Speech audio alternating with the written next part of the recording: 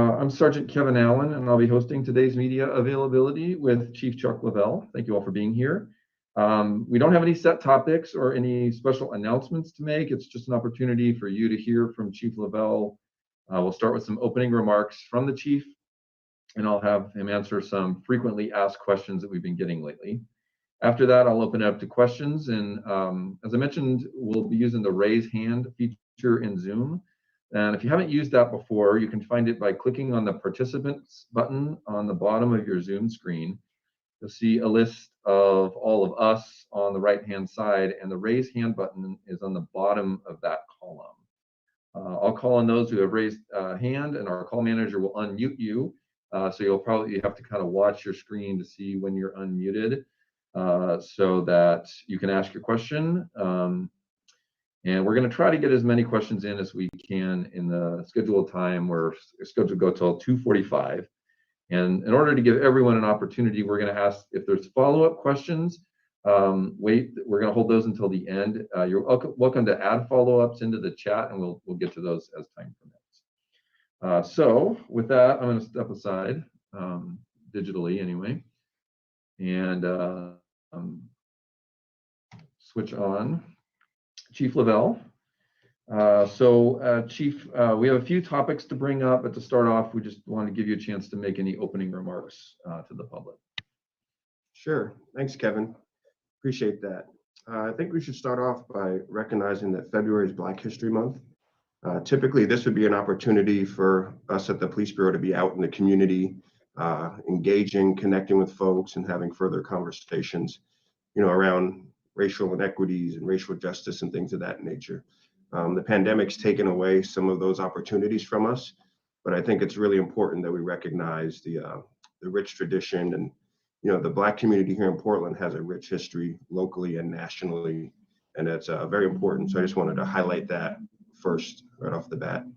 And also, the Portland Committee on Community Engaged Policing is actually sending out a survey to community to around core police services to get a sense of what the community's priorities are, what they'd like to see in terms of community policing and community safety.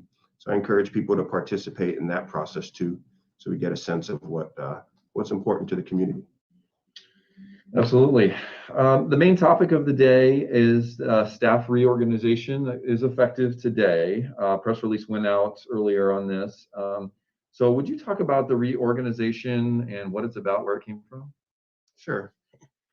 So this reorganization is primarily designed to save overtime. We're looking at our staffing, our call times, and it's a priority for us to be able to answer calls for 911 service. This move doesn't put additional officers on the street. We still have the same amount of officers we have, but now our precincts will be able to staff without using as much overtime. It was a difficult decision because the places we pulled officers from were doing great and important work. We moved officers from our traffic division, our K-9 unit, our narcotics unit, community engagement, our public information office. And the goal was really to get more resources back to the precinct. But I do want to just stress to everyone, those folks who we did move back to patrol, we're doing really important work for the city, and it's not a reflection of the work that was being done, but it was a necessity to save on overtime. Yeah, and we're looking at the lowest number of sworn employees right now, and we want to talk about that plays a role here. Sure. We have fewer people. So the changes are not really aimed at the alarming rise in shootings and homicides that we've been seeing in recent months. What is the Police Bureau doing about that topic, though, at this point? Sure, that's definitely a concern for us. We've been having conversations for the last several weeks. I think we submitted a plan around Christmas of what we could do as a police bureau to kind of address some of the shootings. We've been having regular conversations since then about what's the best way to engage in that work. We've had regional conversations with a lot of partners as well, talking about what resources we could bring to bear. And I think it's important to balance the urgency of this crisis but also be thoughtful on what we implement, how we implement it, how we communicate it to community, so we don't run into some of the same issues we've had previously. So I think we'll have probably something soon in place, but it's definitely an ongoing, regular discussion, trying to figure out what the best way is and who has what resources to bring to bear. Okay. And before we turn it over to questions, we've had a lot of talk about the challenges here at the Police Bureau. But given that we're kind of bringing everyone together, I'd like to have you talk about what you see as the most positive things that are happening here at the Police Bureau. No, I like to talk about positive things, so that's good. There's a lot going on that I think is positive. We're doing some great work around equity and inclusion. Our equity manager and his team are rolling out some new trainings. We're doing trainings around equity, anti-racism, and we're really trying to focus on bringing these conversations to the Police Bureau. I think having an environment where these conversations can take place is really important. We're also recently able to open our gyms to let small amounts of people use them to contribute to their wellness, and that's important to us as well. We've started our Train the Trainer program around active bystander for law enforcement. That's an important training that'll address officers' ability to intervene if they see something that they think is going wrong. It really puts into practice the directive we have about a duty to intervene. So that's really exciting and looking forward to that. And I think really it's been a tough month because this month we've seen, I think, 38 people leave in the month of January alone. And that's a large number for a bureau our size. And we've seen a lot of good people leave for retirements and some to separations, but there's a lot of good people who remain here and they do hard work and good work every day. They're resilient, and I always want to take the opportunity to thank them for their work and let them know that I appreciate it. The team here appreciates it, and a lot of people in the city appreciate it too. Okay, good. So now we're going to open it up for questions. So as I mentioned before, those of you on the Zoom call, please raise your hand and we'll call on you for it. Our call manager will unmute you and so that you can ask your question. So first question is Wright Gazaway. Go ahead. As soon as you're unmuted, Wright, go ahead with your question.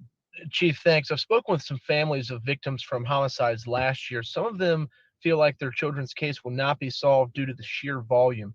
Can you tell me how many officers and detectives you have working homicide cases and what you're doing as chief to make sure these families can get that closure?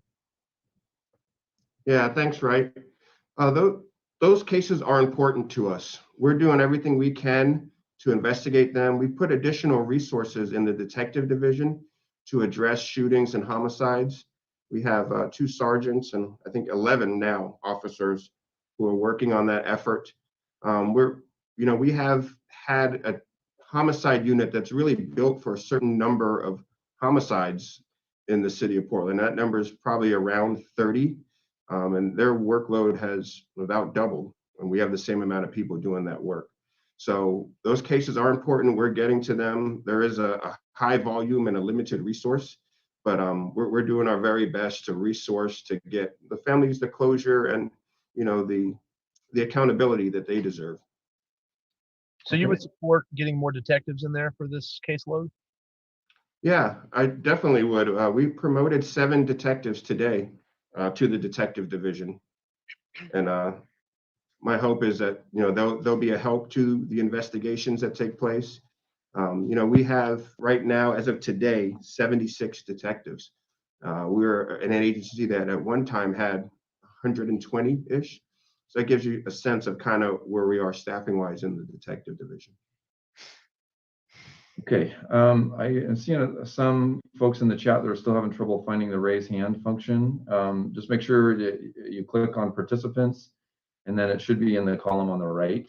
I see you've got questions. I'm going to try to get to everybody. So next person in line is Noelle Crombie. Go ahead, Noelle. Hi, good afternoon, Chief.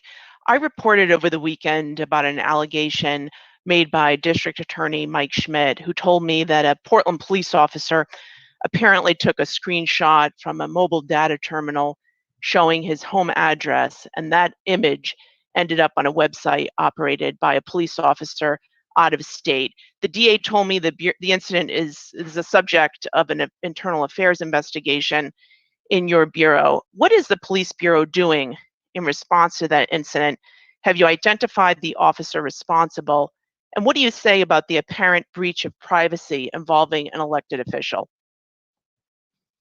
I'm not aware of that particular incident, but that's not something that we would support. We take, elected officials' privacy seriously, and we have an accountability system that we do internal investigations with, and I trust that if it's in that process, that it'll get looked at and it'll get resolved accordingly. But here we take that kind of stuff seriously. We've seen in our city where some elected officials have been the target of protesters and things of that nature.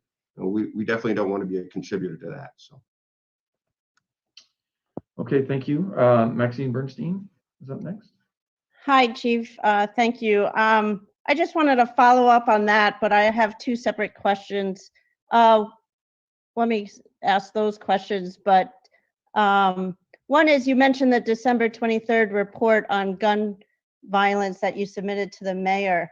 And in that, you promoted, or you proposed, having a dedicated team of uniformed patrol actually respond and follow up on these shootings. What's happened to that? Have you put that in place at all? And if not, why not? Yeah, there's been a lot of conversations since that memo was submitted. A lot of partners have come to the table, and I think we recognize that this is a regional problem, and this is not a solution that the police can address alone. So a lot of the conversations around what resources the police can provide, but also what our other partners can do, what other agencies in the local area can contribute. And I think it's something that we really need to be thoughtful about. We at Portland Police want to be a part of any solution that's going to address gun violence and keep the community safer. But we know we're not the only agency or the only real driver of that. So we're engaged in these conversations on a regular basis, and I think we're going to come up with something that's effective and collaborative to address shootings and bring those numbers down. Okay, my second question regards the COCOL's findings that the Bureau is not in compliance with its use of force reporting, particularly during protests and reviews. What, if anything, is the Bureau doing to address that? And also, just a follow-up to Noel's, you said you're not aware of the incident that the DA is on the record saying an officer, doxed him, but with a screenshot of the MDT. I just wondered how you can't be aware of it as chief. Yeah, I wish I was aware of everything that happened. I mean, there's a lot of stuff going on, and I have a team of people in investigations who, work on these things as well. And I'll tell you frankly, I don't know everything that happens everywhere at every moment. Things come to my attention when they get to certain stages. But to your COCO question, we're working hard to get back into compliance on those topics. What we saw this summer was really unprecedented. Our system of review for use of force and things of that nature as they apply to protests were not built for 170-ish nights of crowd control and mass gathering. So we are looking at our systems, and it's very difficult when you have so many incidents over ended up being a long period of time, but nightly things, and you have to now have a system that was built for maybe one or two or three or four events a year protest wise, and now you have 170-ish back to back. So we're really trying to figure out how we can refine that, how we could bring more people into the review process, do the reviews more efficiently.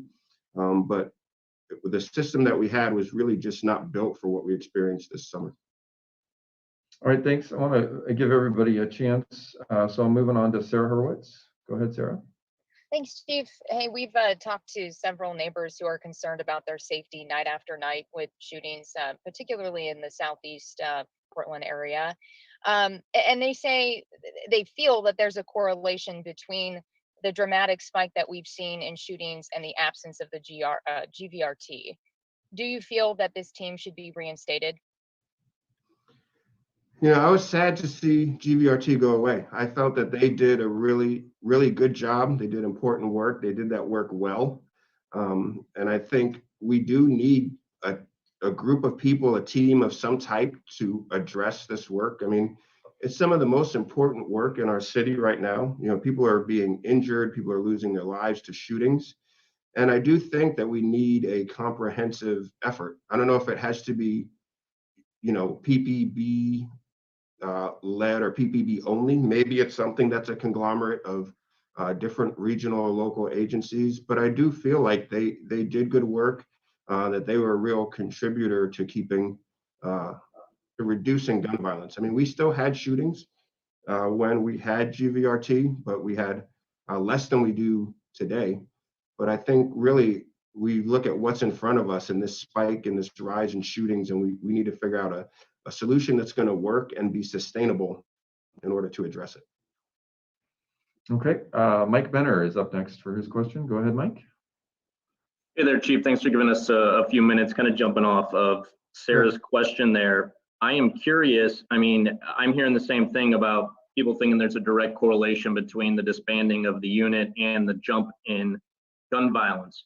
What do you think? Do you think there is a correlation? Because if you look at the month that the team was disbanded, and that's kind of when these numbers started jumping. So I'm curious what you actually personally think. And then also, you've hinted at it a couple times now, that you guys are working on something to address this problem. Can you give us a little more, because this is top of mind for so many people right now, and I think people want to hear from you about how we're going to crack down on this and crack down on it quickly.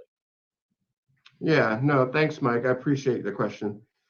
I think GVRT as it was would be helping us, keeping these numbers lower. We had, a focus and a structure.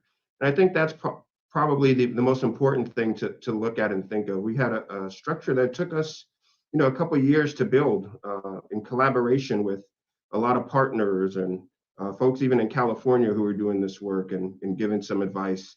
And we put together a structure to help us address what was then a really big problem and is now an even bigger problem. And I think even the loss of that structure has made some of the other people who were combating gun violence, has made their jobs harder because they don't have this resource and this group that was out there with frequent contacts, to draw information from. And it made the work of, probation and parole and some outreach partners' jobs more difficult.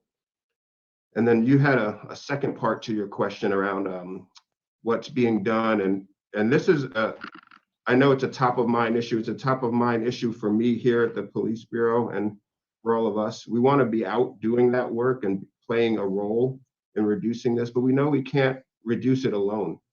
And we could, take officers from patrol or wherever and put them in investigations. We've done that. We're looking at, potentially doing something else with some other partners or doing, something that's proposed in our memo, but those resources still come from somewhere else. And then that's other work that's impacted. So I think right now it's really about how can we build something that's robust enough, that brings enough people to the table where we can have resources, not only operationally, but also investigatively. So it's about really trying to build or reconstruct a system that'll allow us to do the things we need to do with enough resources to not only, hopefully have some deterrent and operational piece, but also have the investigative resources too to solve crimes and hold people accountable.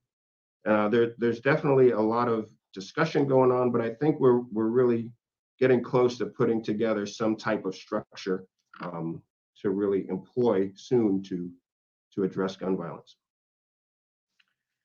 Okay, Alex Zielinski is up with your question. Go ahead, Alex. Hey, yeah, thank you. Chief, you mentioned there were 38 sworn officers who left in the last month, and some of those were separations.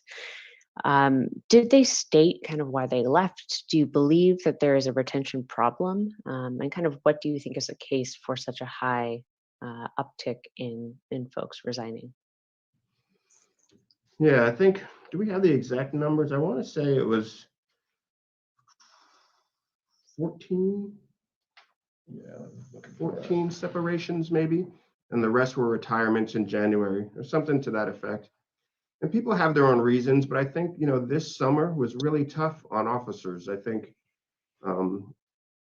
it was really something that took its toll on people and maybe made them maybe want to rethink kind of their next steps in their career, or maybe some other options. And it's a lot of it is what's best for them and their families too.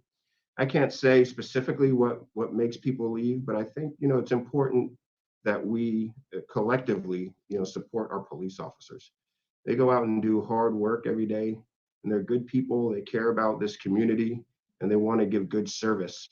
And I think that message was sometimes not at the forefront over the last 7-8 months. And I think that has takes its toll on people. People are human, and they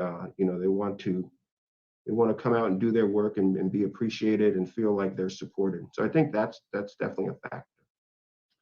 Yeah, I think the number that I have, she's accurate in going back to July of last year, 37 or 38 resignations, about 73 retirements. So I don't have the January numbers in front of me.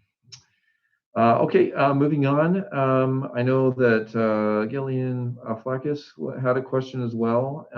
So we'll come to her after this, but Jonathan Levinson is next in line here. So Jonathan, if you can unmute and go ahead with your question.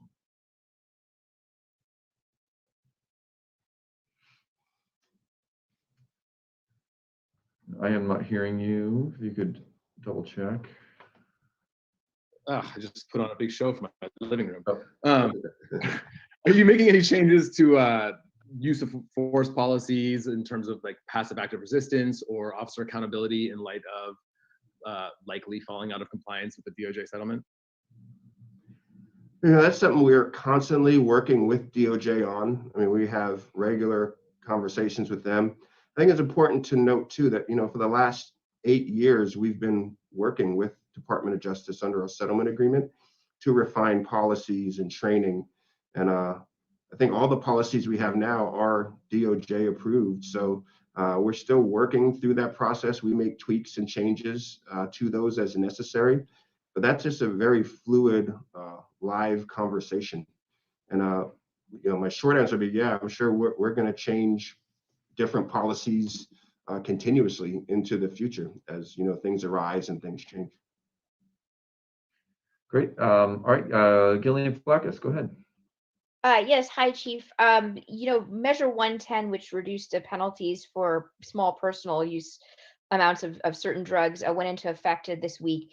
And I'm curious as your take on that. I know a lot of police chiefs and district attorneys and some law enforcement were against it during the election. How do you see that playing out? How do you think that will impact the situation downtown right now? And how will it affect the work that your force does?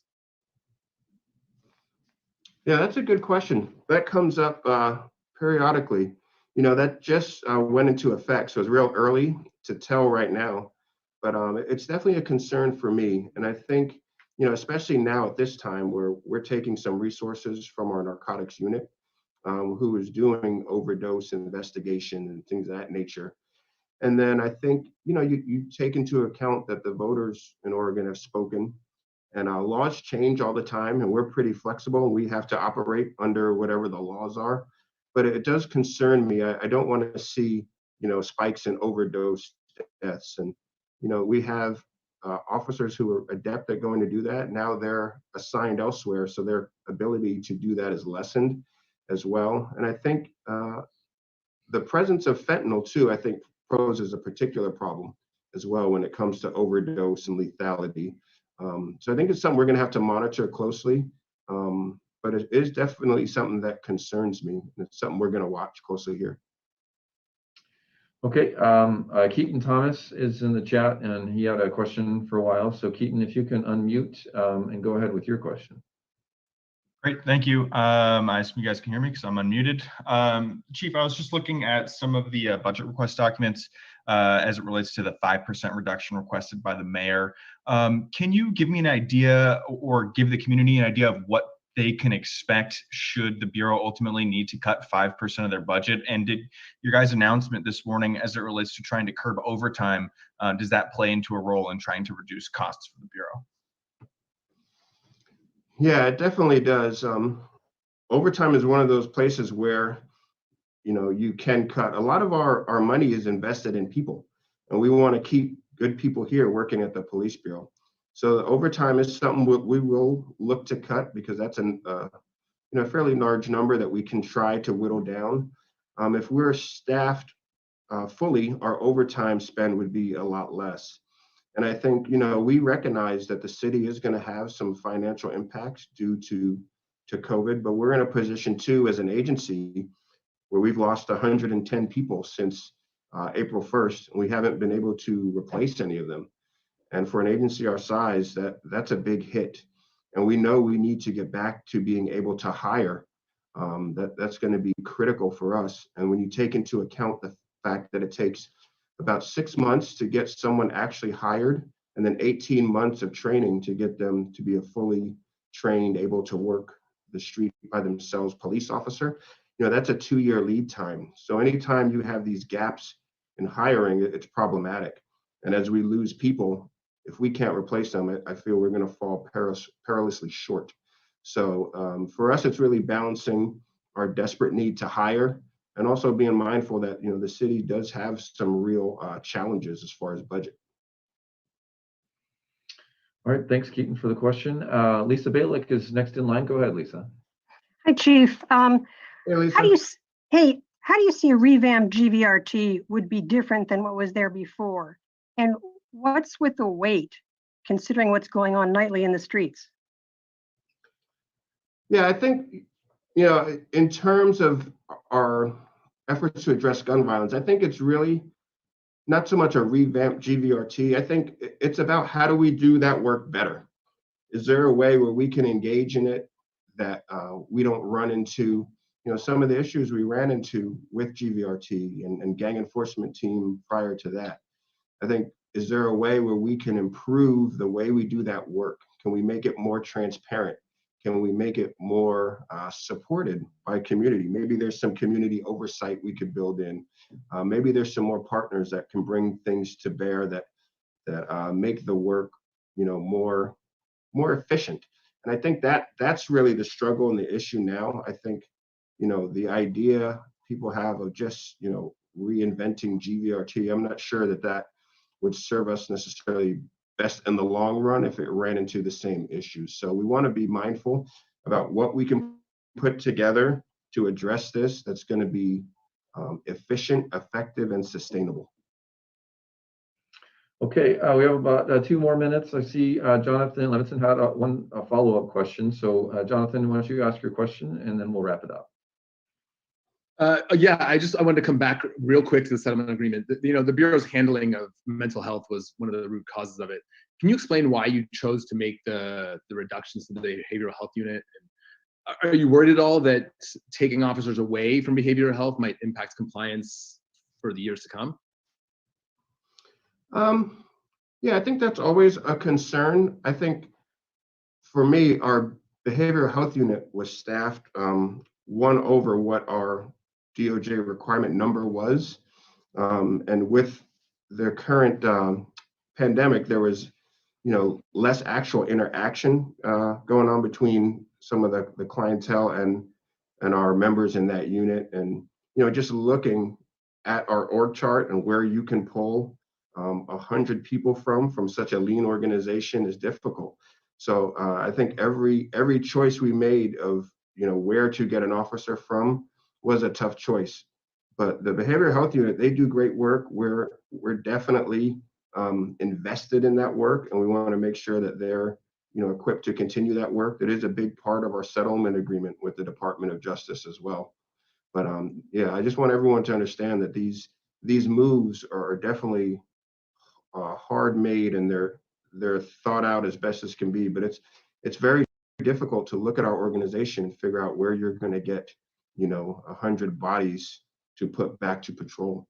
And we didn't even reach our goal of our initial goal. So we took a number shorter than what we wanted, because we didn't want to really have negative impacts on the other work that some of the specialty units were doing. Okay, we are at the end of our time. I wanted to thank everybody for being here, and thanks for coming on. I know it's a challenge with all different topics and stuff being thrown out, but with the demands on the chief's time, we wanted to make sure that we opened up this opportunity. So thank you all. Please feel free to use as you will. If you have any follow-up questions, give us an email to the PIO inbox, and we'll be happy to try to get you answers. So thanks again.